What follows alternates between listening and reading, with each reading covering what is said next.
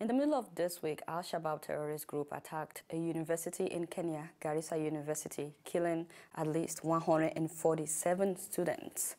To talk to us about what happened and what's going on right now is a freelance journalist, Brianna Duggan. I'm so sorry that I just slaughtered your last name, but Brianna, welcome to SaharaTV. Thank you for having me. Yeah. Brianna, first of all, deepest condolences to the people of Kenya about what happened. And I understand that you are in Kenya right now. Do you mind telling us, exactly what happened and how the response has been so far? Sure. So at 5:30 in the morning on Thursday, so 2 days ago, 4 Al-Shabaab militants stormed Garissa University College, which is in the northeast of Kenya.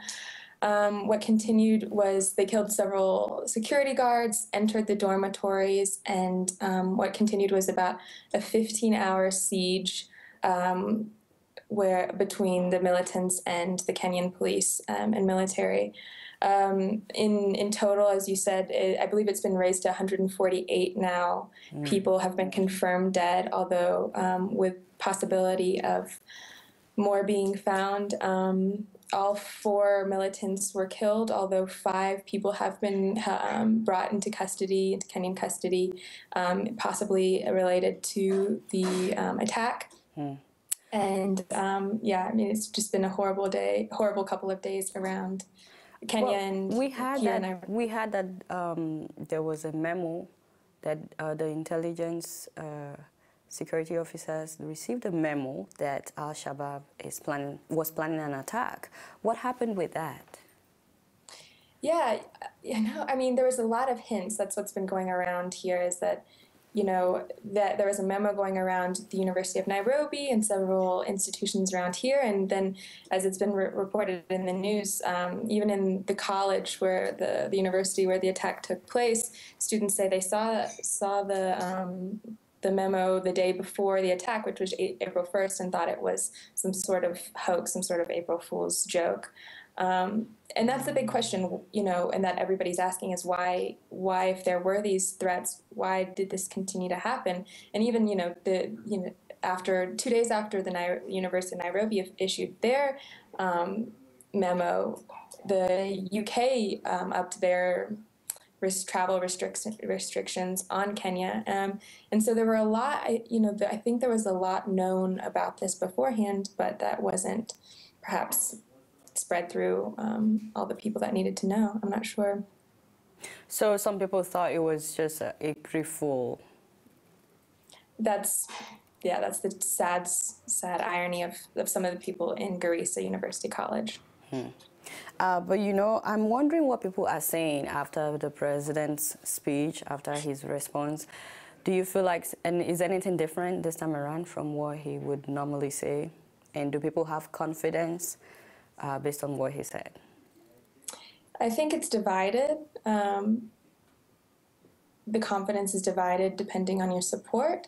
I hear from a lot of people that there were a lot of similarities between this and Westgate, and have we learned from Westgate? I'm not sure. The president, I just heard that the president may be speaking again in a couple of minutes, so we'll see what happens. But in some ways, his response has been rapid. He came on and spoke to the population the day of the attack and condemned the attack, and also said that they were going to increase security, that they were going to increase these police officers.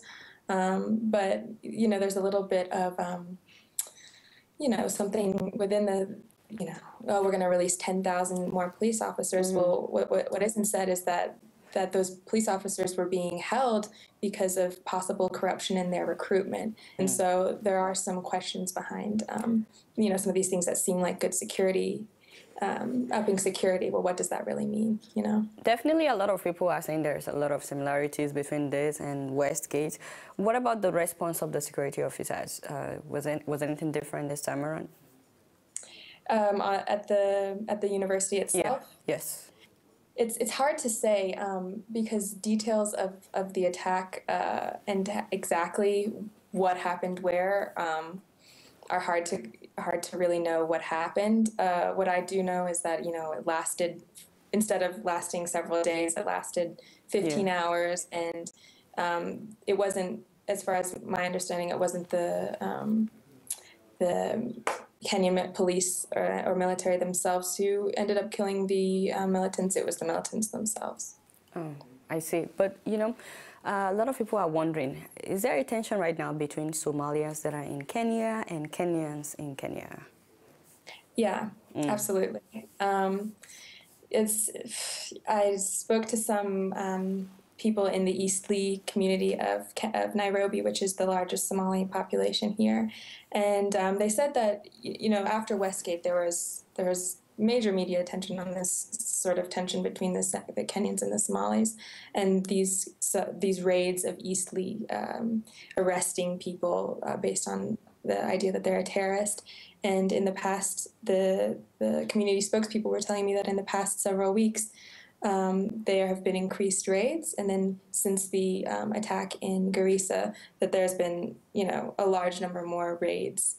And he said perhaps with reason, but I think it's something to really keep an eye on. Is this Somali Kenyan conflict, which plays itself out quite strongly here in Nairobi. And I do understand that we have Kenyan security officers in Somalia fighting Al-Shabaab. What are Kenyans saying about this?